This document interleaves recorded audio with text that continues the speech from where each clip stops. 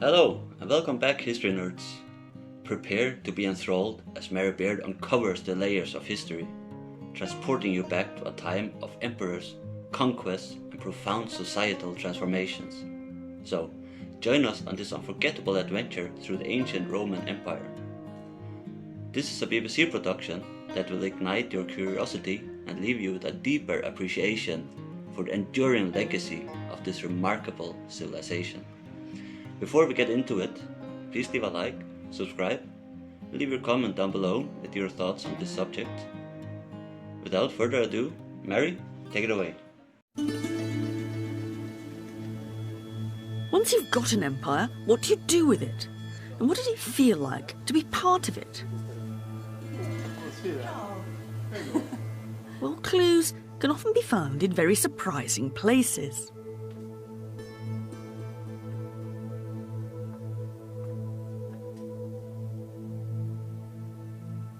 I'm talking rubbish. Ancient Roman rubbish. I'm in the middle of a Roman landfill site. Millions and millions of broken pots that once contained the fuel of the ancient city, olive oil. It's trash, but it's very valuable trash because it's through the leftovers of the Roman world, the bits and pieces and the junk, as much as the monuments and the treasures, that we can see how the Roman Empire works. What feeds it? What connects it? Who are the winners and who are the losers?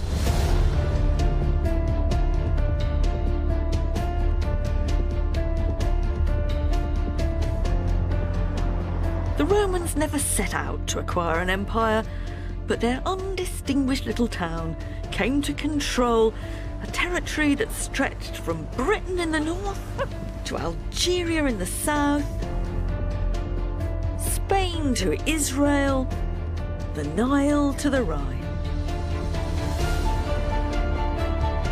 How did it look to the Romans? What did they make of it all? How did they visualise it? We tend to joke when we say all roads lead to Rome, but actually they did. And what about the conquered? What difference did it make to them? Just olives, olives and more damn olives. There were great fortunes for some, but at the expense of the many. This tombstone for me is a bit of a tearjerker.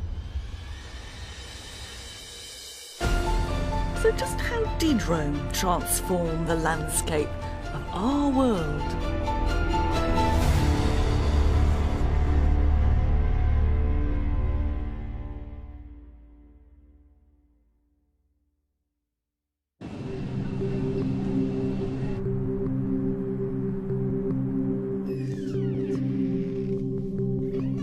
For an extraordinary record of the scale and impact of the Roman Empire, I've come to see what must be one of the most remarkable and surprising leftovers from the Roman world. So I'm going to show you our freezer. And it's not a piece of pottery or even an inscription. Did I shut the door? Yes. Blimey, So- this must be what Greenland feels like. Yes. What I'm here to see is ice, recently drilled from the Arctic ice sheets, preserving layers and layers of buried history, right back to Roman times. How far in Greenland do you actually have to drill down to get to the Roman bit? I would say 400-500 meters deep in the ice sheet. By analysing this ice, Celia Sappert and her team at Utrecht University have discovered some striking evidence about Rome's impact on the environment. So here you can see a piece of ice from Greenland that we have already measured. So in fact you see all these small air bubbles, and each air bubbles represents the composition of our atmosphere in the past. Gosh. There's Roman history melting in your hands. And what we do in fact is that we measure the greenhouse gases in those little bubbles, especially methane. That's our main interest. And we had a big surprise that around year one we had an increased level in this methane fingerprint, showing that higher level of biomass burning. So burning can be burning because of deforestation, burning because of all kind of other processes. And comparing our data with historical data, This peak was related to population growth and to the Roman Empire expansion. The data revealed a sharp spike in the level of methane in the Earth's atmosphere that wouldn't be seen again for over 1,000 years. This is really great for me because we know that the Romans had all this extra increase in productivity and industry, etc. But actually to see it kind of trapped there forever in the ice, that's truly extraordinary. And I kind of think we feel a bit differently about it, perhaps, but I think the Romans would have been absolutely delighted to see their impact kind of preserved like this. Yes. Roman pollution, captured in the Greenland ice sheets, is dramatic evidence of a burst of energy as Rome transformed the world it conquered.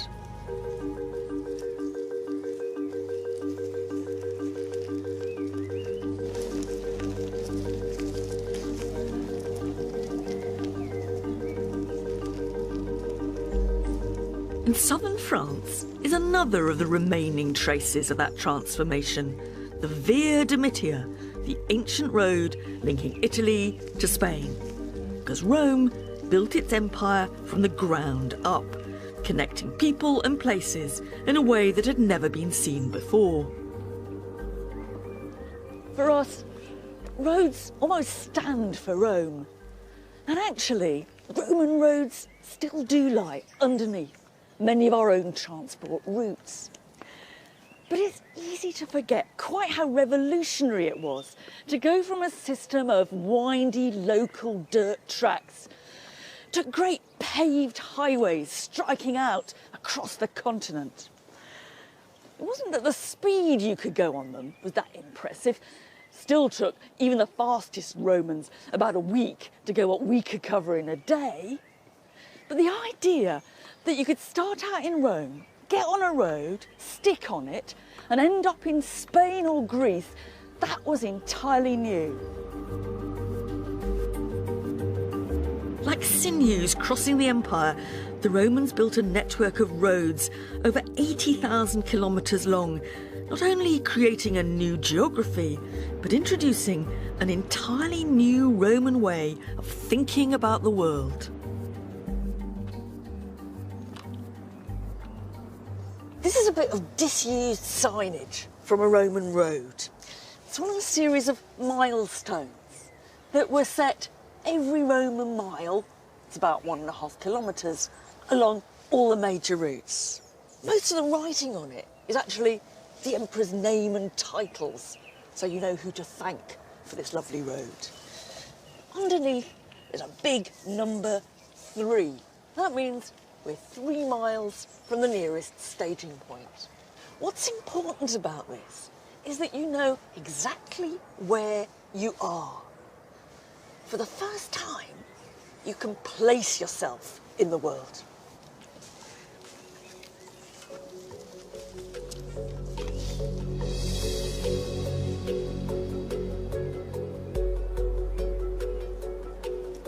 Of course, once you got off the beaten track, people in the countryside may hardly have noticed the arrival of Rome.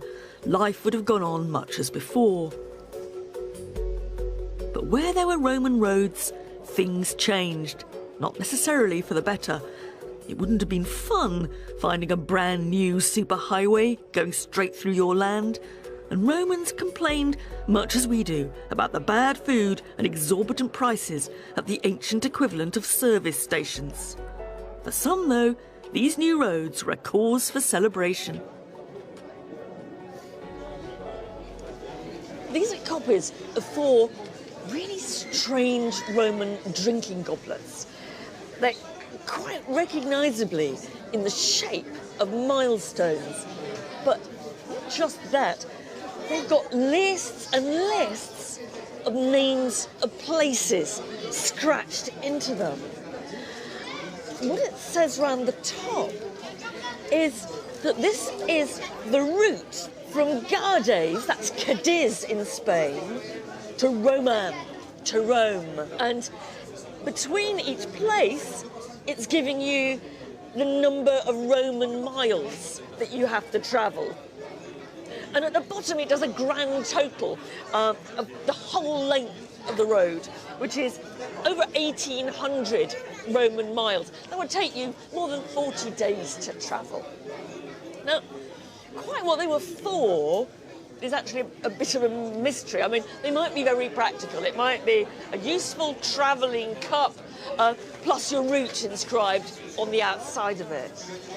But I think it's rather more likely that they're either souvenirs of the road or a sort of celebration of the length and the splendour of this great road.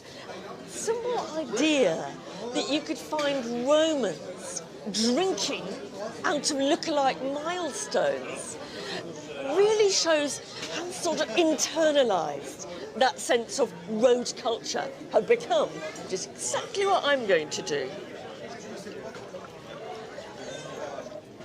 Salut, everybody.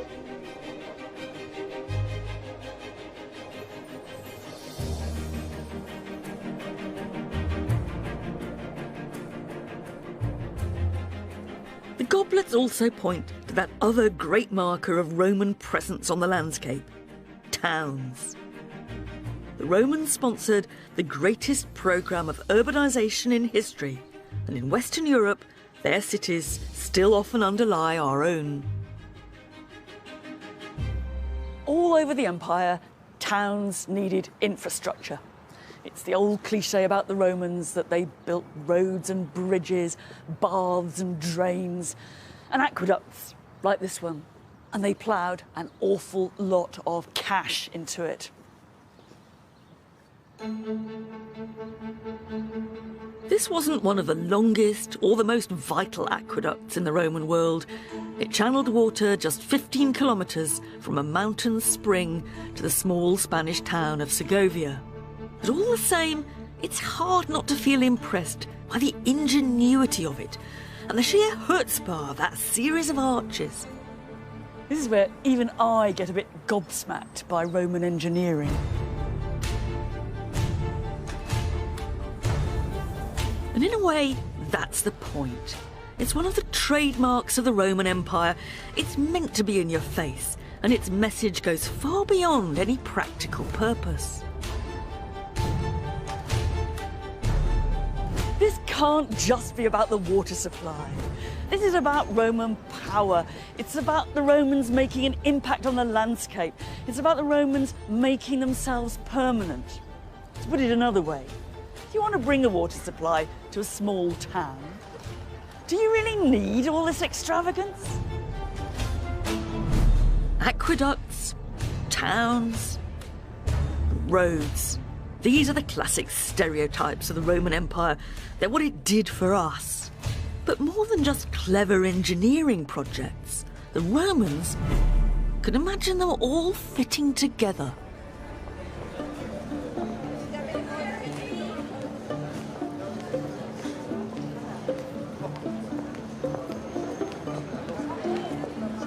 This is a map of the Roman Empire.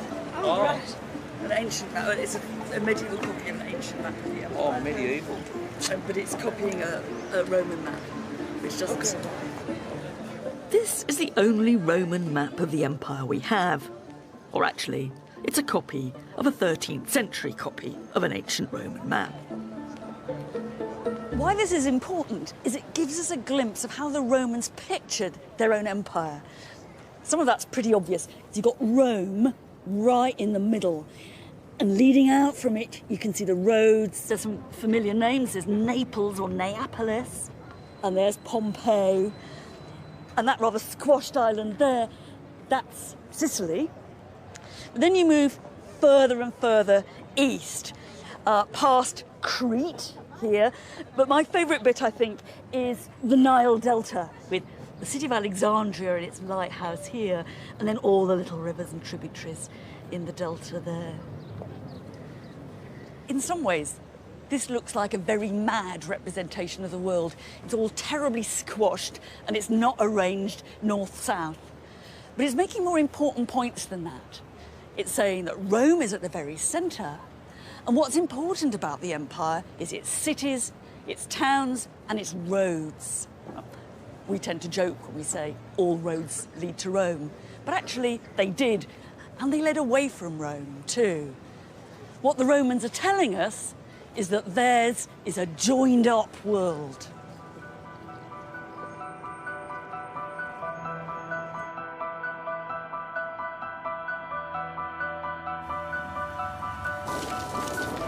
It's a dramatic statement of Roman power and control, and a network of connectivity which joins up places never before joined up.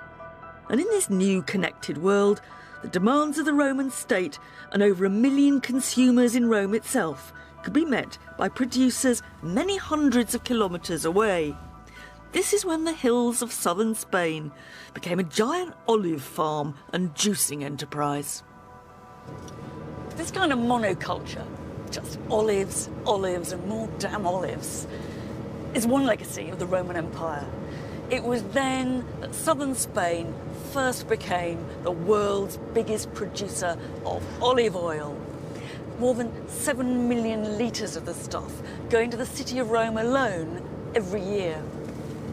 It was an agricultural revolution. Anyone who'd lived through it would have seen the countryside round about them completely transformed. The Roman Empire ran on olive oil. It was used not only for cooking, but lighting, and even the ancient equivalent of soap. You couldn't live without it. Olive grower Francisco Núñez de Porrado is still in the business.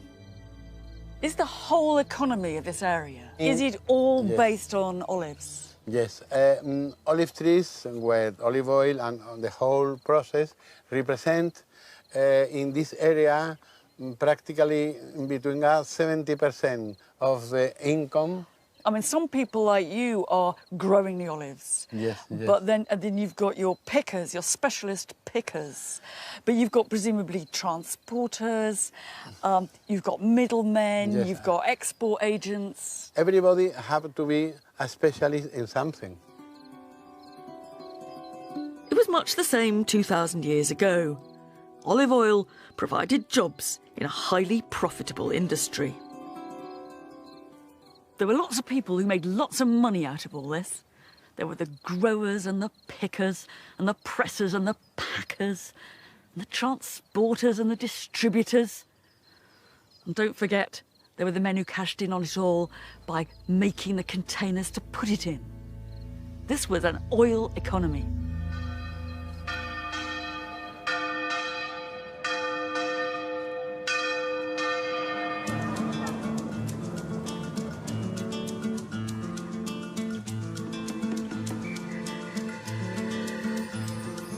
Shipping 7 million litres of olive oil to Rome and the wider empire each year required more than just trees and presses.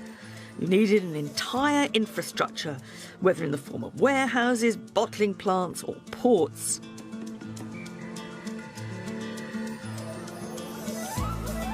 One of the main transport hubs and distribution centres was a place the Romans called Hispalis and we call Seville. Built into the fabric of the modern city, unnoticed by most passers-by today, is an introduction to one of the Roman officials whose job it was to make sure the precious oil reached its final destination. This is a plaque put up in honour of a man called Sextus Iulius Possessor. And it's ended up, I'm afraid, in an extremely inconvenient place. Really what it is a description of Possessor's whole career. First of all, he seems to be stationed in Italy itself, looking after the incoming supply of oil from both Africa and Spain. But then he moves out to Seville to a job which is described as procurator, somebody who's in charge of the Ripan Baitis, the riverbank of the River Baitis, an interesting case of how Roman imperial administration works. They never have very many people on the ground, but they do get men into place in key areas. And here we've got Possessor, I think, as a safe pair of hands in Seville, making sure that nothing goes wrong with the supply of oil to Rome from this end. Of course, ultimately, this was all for the benefit of Rome. But a more complex exchange was taking place too. As olive oil flowed to Rome, money flowed into Spain.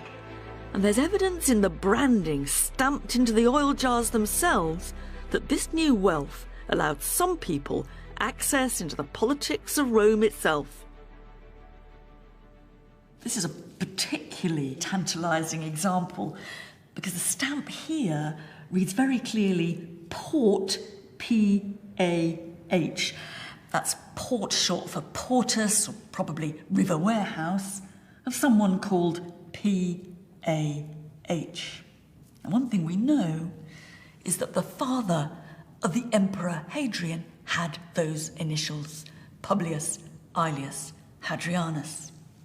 So it's possible that this handle is telling us something about the source of the wealth of Hadrian's family in the oil fields of Spain, and that it's telling us something about the commercial profits that underpinned the power structure of the Roman Empire.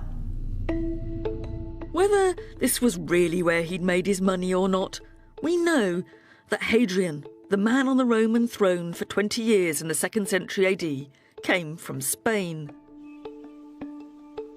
It's a reflection of just how joined up the empire had become.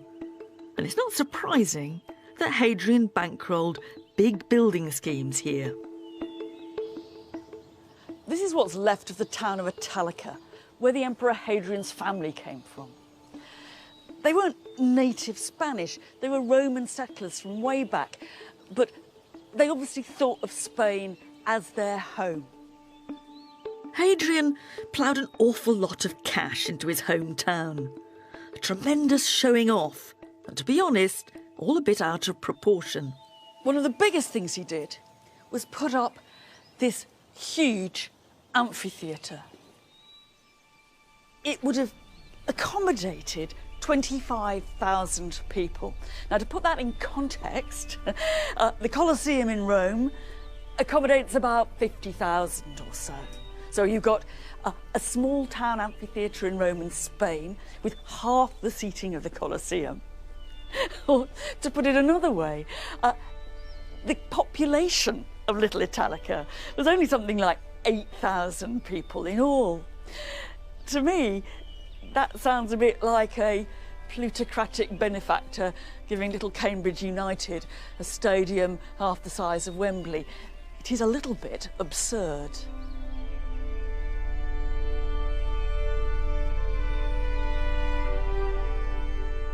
We're now, almost in the centre of the arena.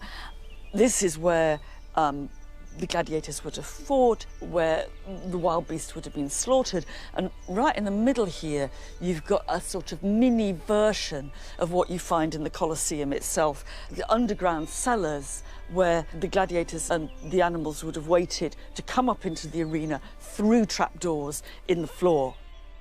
It's very easy to get a rather overblown view of the brutality and the extravagance of gladiatorial and animal spectacle. My guess is that you didn't see gladiators here very often. You certainly didn't see very many exotic wild beasts. They did put on performances, perhaps once a year, on Hadrian's birthday, be my guess. Because the real point of this monument was not actually entertainment for the locals of whatever sort. The real point of this monument was to stamp the image of Hadrian on his native city. And what Hadrian's Italica really shows is something of the wider process by which Rome remodelled the world in its own image. In Spain and elsewhere, Rome established itself for good, not just in bricks and mortar, but in institutions and laws which defined a specifically Roman urban way of life.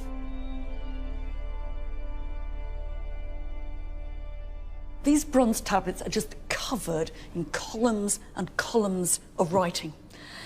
And what that writing is is a constitution devised in Rome for a Roman town in Spain. I mean, really, it's a series of do's and don'ts for how to be a Roman town abroad. Here's one about what the local officials called the aediles should do. Now, they're supposed every year to put on some nice plays in the city, ludi skyniki. They have to pay no less than 2,000 sesterces, that's twice a soldier's pay, from their own money, de sua pecunia, and they might just get a grant of 1,000 sesterces from public funds if they do that. So here we got our generous local officials obliged to give us a theatrical display. Everything from seating arrangements at public events to the speaking time allotted to accusers and defendants at trial are outlined in this document, and many have a familiar feel. There's a great bit here which is about, well, in our terms, it's about electoral expenses. It says, if you are standing for office, if you're a candidatus, what you mustn't do is lavish expensive meals on people in order to encourage them to vote for you. Although it is allowed to give 9 people a meal on one day, but no more than that. After that, it's bribery. That's the kind of level of micromanagement that the Romans are trying to impose. From roads to aqueducts, civil servants to public performances. In this kind of empire building, cash was as important as armies. In the ancient world, if you needed cash, you had to dig for it. Southern Spain wasn't entirely olives. There were plenty of riches in the form of silver to be unearthed here too. Ex-miner and local archaeologist Saturnino Aguera is taking me to see evidence of the Roman operations here. 2,000 years ago, this would have been an industrial landscape heaving with people. One Roman who actually visited reckoned that there were 40,000 men working for the mines in this area. Es de la corta romana, se le llama.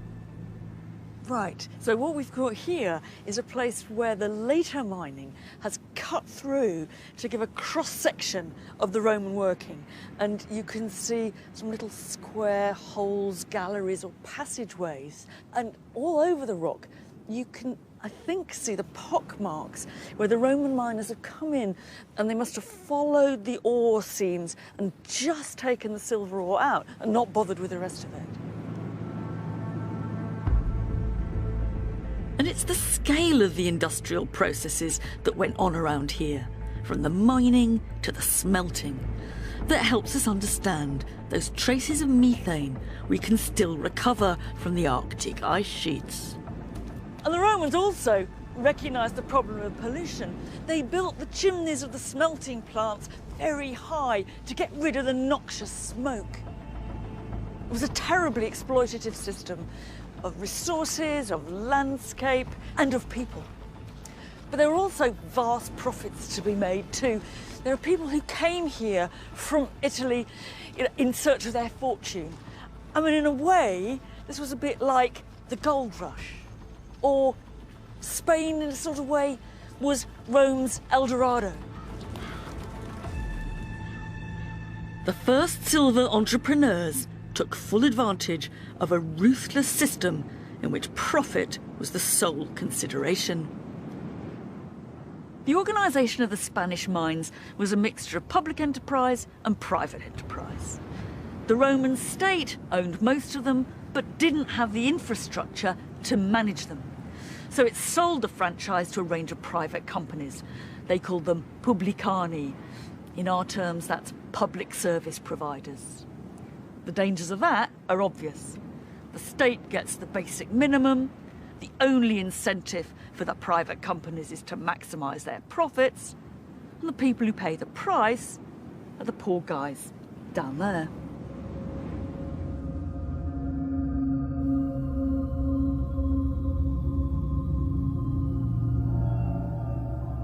We've got to imagine hundreds of people underground, all toiling to get the ore out and using pretty rudimentary tools. This is a Roman pick, and you have to imagine that there's a wooden handle here, and you're picking at the surface of the rock like that.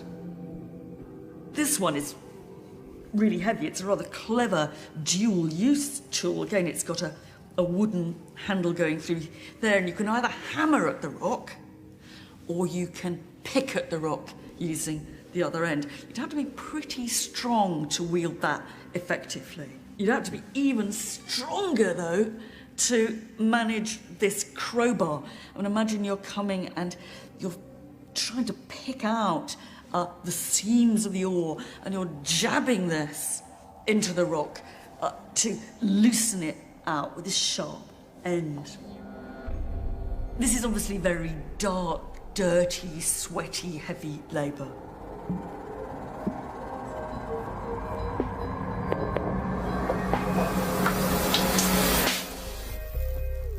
And it's a reminder that beneath the surface of this sparkling new empire, there were the silent underclasses keeping the wheels in motion. This tombstone for me is a bit of a tearjerker. We read about Roman children being used in the mines as workers, but here we actually seem to meet one. He's a little boy called Quintus Archulus, and he lived to be just 4 years old. There he is. He's got a little tunic on. He's got a pick in one hand and a basket in the other. He's all set for work in the mine. We don't actually know that that's where he died, although many children must have. What we do know is that it is as a miner that he's being remembered.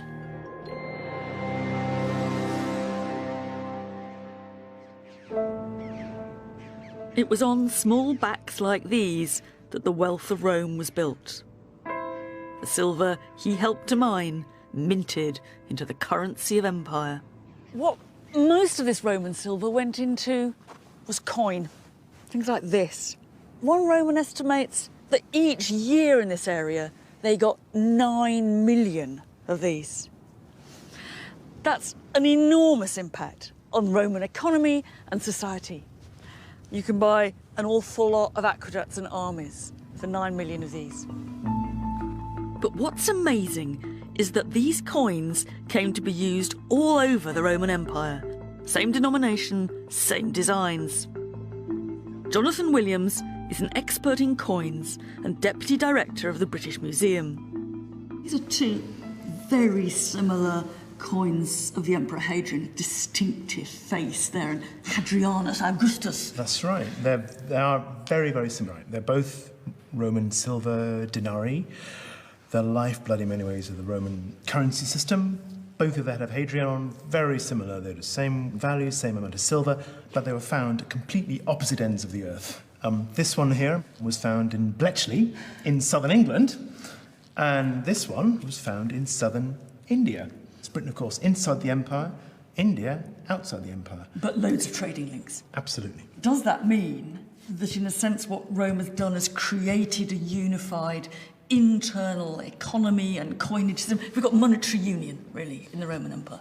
It's a single currency union when you're talking about the gold and the silver coins particularly. Those are the ones, as we see here, that circulate throughout the Roman Empire and beyond. Everybody wants good Roman gold and good Roman silver. But what you do have, of course, the other way in which the currency unifies the empire is that they've all got the head of the ruling man, and it's his head being seen and used and noticed and commented upon from Britain all the way through to India. That's one of the key unifying factors about the Roman Empire, together with all those statues and all those other things.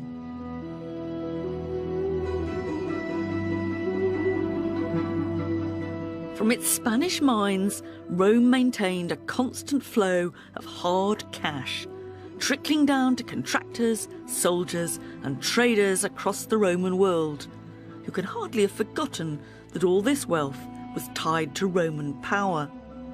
In return, Rome became the focal point for all the empire had to offer, drawing in taxes, talent and the raw materials to build the imperial city we know today. And one of the highlights, still standing in all its glory, is the Pantheon.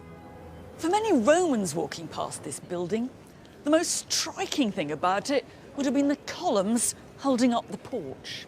We tend not to pay them very much attention, and if we do notice them, we really don't know how to read them.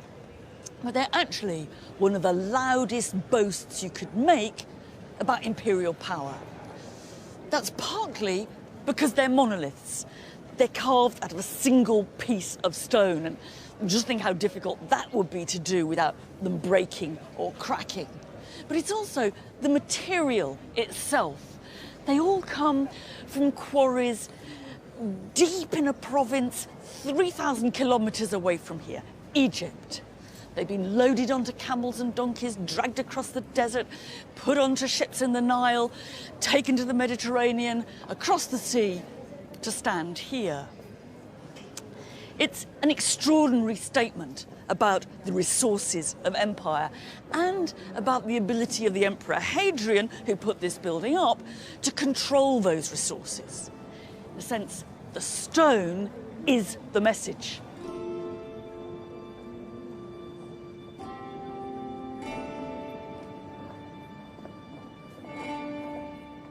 But even emperors couldn't control everything. If you look hard at the building, you'll see some awkward mismatches, some odd misalignments, which make it look as if the architects had been expecting columns a few metres taller and had to make some last-minute adjustments when smaller ones arrived. Maybe the quarry just couldn't supply what was asked for. Or maybe some poor devil got the order wrong. I wouldn't have liked to have been him.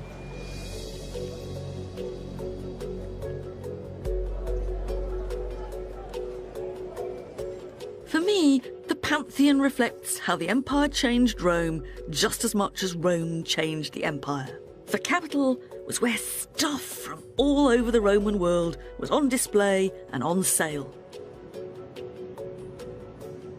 And at the centre of this world was the Mediterranean itself, Rome's internal sea.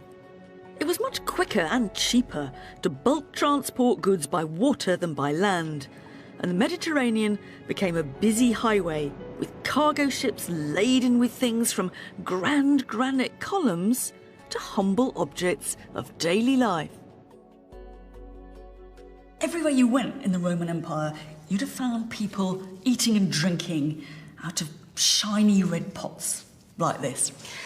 And you still find them stacked on museum shelves everywhere from Hadrian's Wall to North Africa. Most of us, and that's me included, just walk past them without a second glance. But actually, they're what's left of the most extraordinary case of Roman mass production. Most of them are pretty plain, but this one's got a more exciting decoration. It's got pictures of the goddess Diana having a bath and being spotted by the unfortunate Actaeon, who gets attacked by his dogs as punishment for having seen the goddess with no clothes on. It's quite hard to place exactly the sort of social level of this, but I reckon it's sort of very, very middle market ordinary. That's to say, there'd be some people who would, lust for just one of these bowls for their table. There'd be others for whom this would be normal, everyday crockery. What's really important about all this is the simple fact that it just got everywhere. When people dig us up in 2,000 years' time, I guess they'll find loads and loads of fizzy drink cans and identical trainers across the world. This is one of the first examples of globalization. This is the Roman brand. Through its roads and sea routes, the Roman brand spread throughout the empire. This wasn't only the movement of goods, but people too.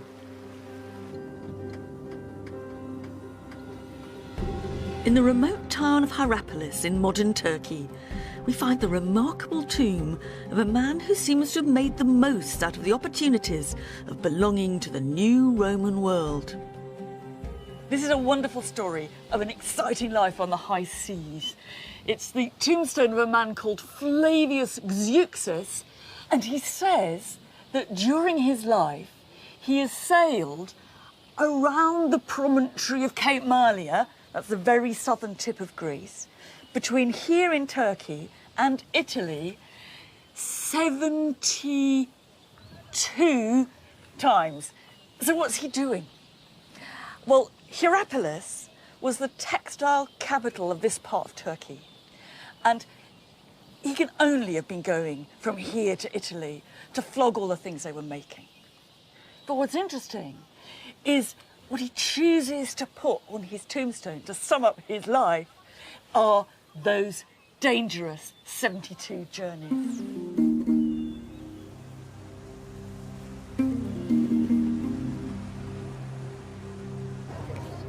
Zeuxis must have been unusually successful, or he wouldn't have bragged on his tomb.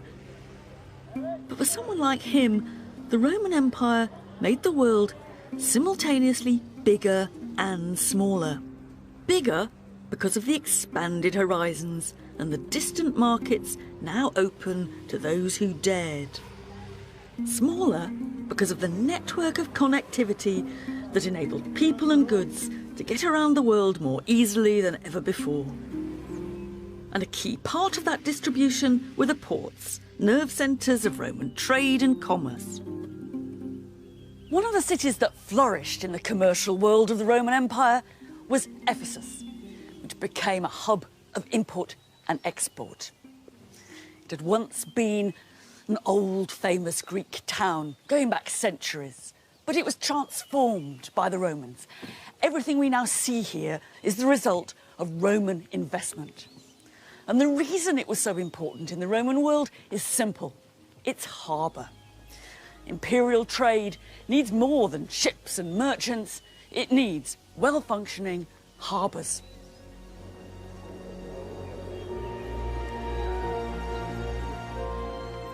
The coastline around Ephesus has long since changed, and it's now a good way inland. But in its heyday, it was an important maritime gateway to the east and to rich pickings from as far away as India. A reminder that the Roman world was much bigger than the Roman Empire. And Ephesus would have felt like the whole cosmos had descended here. People from everywhere speaking as many languages on the streets then as they do now. A city of 250,000. Not just those that lived here, but people coming and going. And everyone busy, busy, busy. The honest guys doing a hard day's work, the cheats and the chancers, the go-getters and the bureaucrats, and of course, the money makers.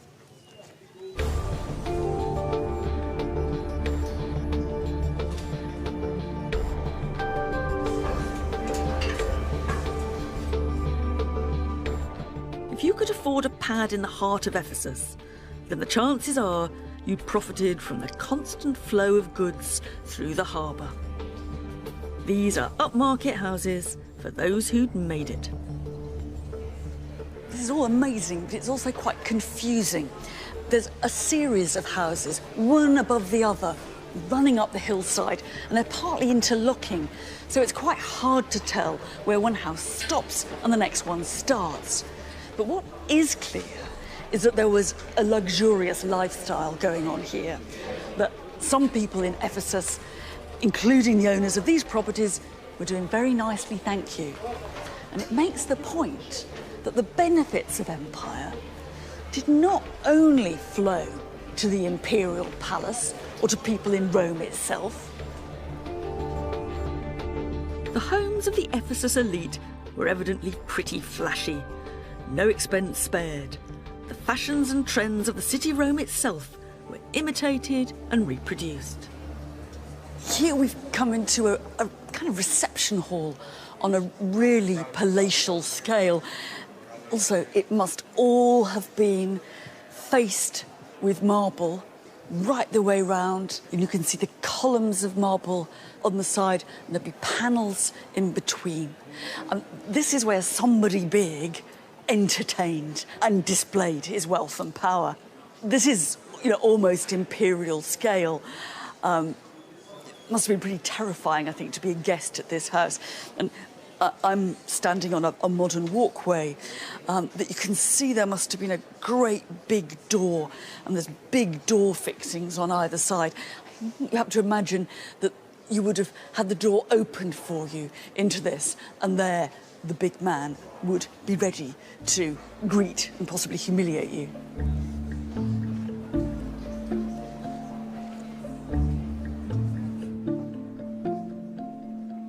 The things that came from the temples of Ephesus really live up to that classy Roman style. So too do the things from the terraced houses. One of the highlights are some exquisite, if to my taste slightly militaristic, ivory plaques showing the emperor on campaign. But across the board, the finds here really are top of the range, the best that money could buy.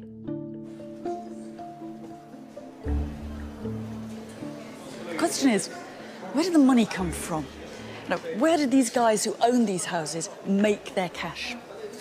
Well, trade, obviously, but to say trade makes it all sound a bit easy, a bit comfortable.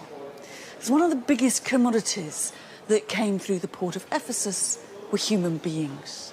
This town was a great centre of the slave trade. Slaves flowed through the marketplace at Ephesus like olive oil through Seville. The brutal truth was that many Romans wouldn't have seen much of a distinction between the two. As they saw it, slaves were one of the products of empire. Many the victims of Roman conquest, or kidnapping, or just foundlings. If you wanted to buy a slave, this is where you'd have come. It's uncomfortable to grasp, but the Roman Empire depended on slave labour. And like every other ancient society, the Romans took slavery absolutely for granted. But uncomfortable as it is, if we want to understand rather than just deplore what went on here, we have to try to get into the mindset of those who came to buy slaves. What did they think they were doing? My guess is they thought they were doing their shopping. Perhaps they were here after a gardener, or a tutor for their child, or maybe a hairdresser. How were they going to be sure they weren't ripped off? Could they trade in last year's model? And were they missing out on a special offer next week, 3 for 2? That may seem a very callous way of putting it, but it is the everyday reality of Roman life. Slaves were the operating system of empire, picking the olives, quarrying the stone, mining the silver and constructing the buildings. They weren't just a perk for the rich. Quite ordinary craftsmen or small farmers could have afforded at least one. But if you were the emperor, it would have been thousands. In fact, it's at the Emperor Hadrian's villa just outside Rome at Tivoli that we can still get one of the clearest glimpses of the slave's world and the strict social hierarchy that underpinned the empire. And this is where the slaves lived, in hundreds of rooms. How many were squashed into each one, we just don't know, but I don't imagine we should be thinking of individual bedsits. Some of those slaves were servants or labourers, and that's how we usually think about slavery. But others would have been slave doctors, accountants, librarians, and musicians. These were the people who were needed to power this estate. A slave in the imperial household would have been in a lucky position compared to those working in the silver mines of southern Spain. But the truth is, we can't ever see it from their point of view because they haven't left any account which gives their side of the story, so all we can do is imagine it.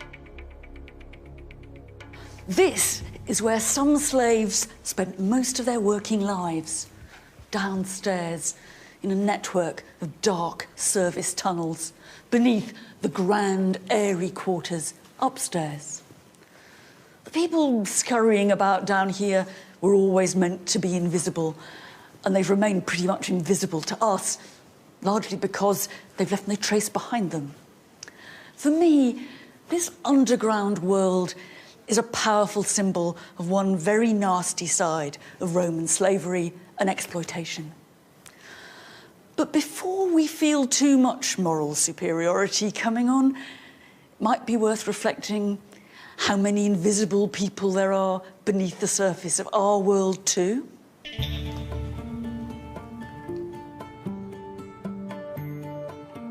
This was the empire that Hadrian kept hidden, a labyrinth of tunnels separating the underclasses from the elite who inhabited the luxurious buildings above.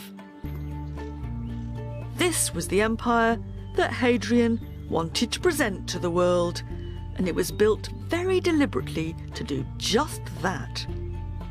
Even after almost 2,000 years of plunder and exposure to the elements, it's at Tivoli that we can still see, better than anywhere, Hadrian's own vision of the empire, in the biggest palace the Roman world had ever seen.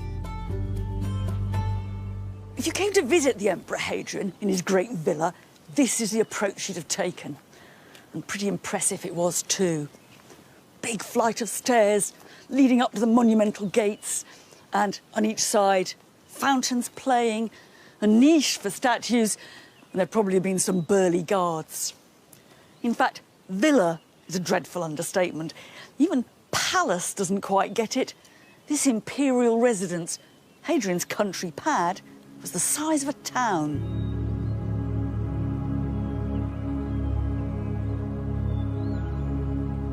Once you'd passed security and got your foot in the door, the sheer scale of the place and the luxury would have been dazzling. The baths, the libraries, the miniature theatres. Not that you'd have found Hadrian here, very much though. More than any other Roman ruler, he was off for years, touring his empire. Hadrian was always getting on the back of his horse going somewhere. He was one of the greatest tourists of the Roman world, and half of his 20-year reign he spent on the road. What he saw, the monuments, the temples, the exotic highlights of the provinces, he reproduced, replicated and copied at Tivoli. The organisation it would have taken to construct this place is almost unimaginable. The builders themselves were only a part of it. There were the people who sourced the material, who placed the orders, the architects, the accountants and clerks, and the dinner ladies who catered for the whole team. I don't know if anybody's ever actually counted the total number of bricks in Hadrian's villa. But this really is building as a military operation. Those bricks now do make it all look a bit naked, but remember, it was originally covered with slabs of marble and works of art.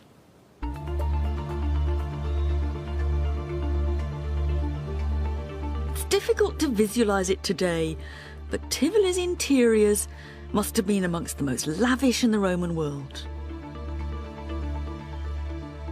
Just a few broken pieces of marble have been unearthed, giving us a snapshot of what it might have looked like. Conservationist Barbara Caponera has the tricky task of trying to put the jigsaw back together. Sometimes you can get to see what covered those bare brick walls. And this is an amazing image of a horse and a charioteer or his rider. There's the horse's tail here and his leg there. It's all made on the kind of same principle as a mosaic, but with larger pieces. So this is marble, and the horseman's belt is made out of blue glass. And it was surrounded by a frame, so it's kind of like a painting on the wall. These marbles have been brought in from all over the empire. The horse's body is a rich yellow marble that we know comes from Tunisia. And one of these other fragments here is a great green marble that was from Greece, actually in the area around Sparta. What else have you got, Barbara? È un listello ed è in porfido, e il porfido viene dall'Egitto. Right, so this is porphyry from Egypt, and it can go next to Tunisia. And this is another very bright red orange marble that comes from Greece, that goes next to Sparta there. It's almost as if we've got a map of the empire in marble on the walls and the floors of the villa. Tivoli echoes Rome's imperial possessions. Here, statues representing Rome with its mythical founders, Romulus and Remus, sit side by side with the god of the river Nile, representing Egypt. A visual reminder of how far and wide the emperor's domain stretched. At the Pantheon, Hadrian had displayed his power to control the resources of empire. But here he went a step further, trying to evoke on his own estate some of the most admired monuments and landscapes of the provinces, including a slice of Egypt. This was perhaps the swankiest dining room in the whole of the Roman world. You have to imagine the select few guests reclining here, surrounded by water, and picking up the delicacies from little boats floating in front of them. But they weren't just eating five-star food in a lavish setting. They were eating in a replica of one of the most famous monuments of the province of Egypt. Because Hadrian's project was not simply to create a luxurious lifestyle for himself. It was to make the empire seem to converge here, whether by sucking in its resources to this one place, or by literally recreating the wonders of his world on his estate. To tour the villa must have been like touring the empire. This was the empire in microcosm.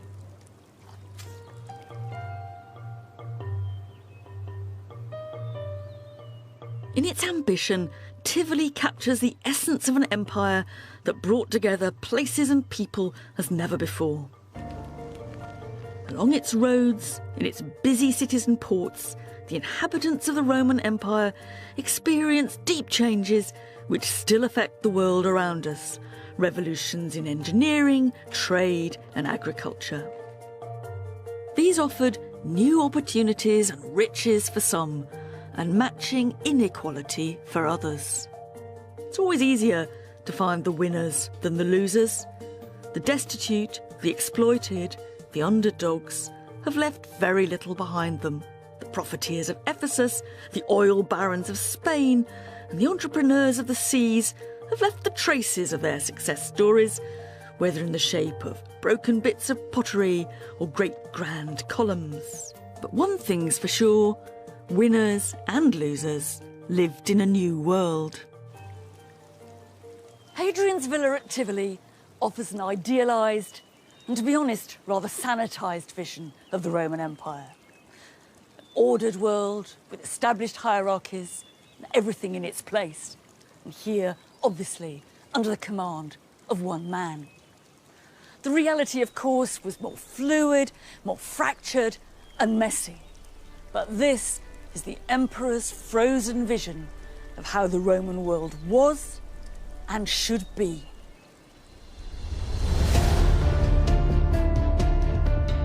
In this new joined-up world, what did it really mean to be Roman? You saw the toga everywhere. Frequens, toga. How would you become one? And what difference would it make to your life? Have a good bath, it says. And I suppose it means flip-flops only in here.